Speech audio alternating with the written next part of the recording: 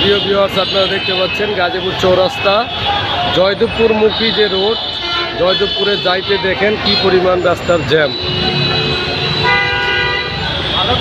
নাই কোনো ট্রাফিক ব্যবস্থা এখানে। আপনারাই বলেন এখানে ট্রাফিক থাকার কথা কি না? যেই একটা স্পট, এখানে যে পরিমাণ জ্যাম পড়ে গাড়ির।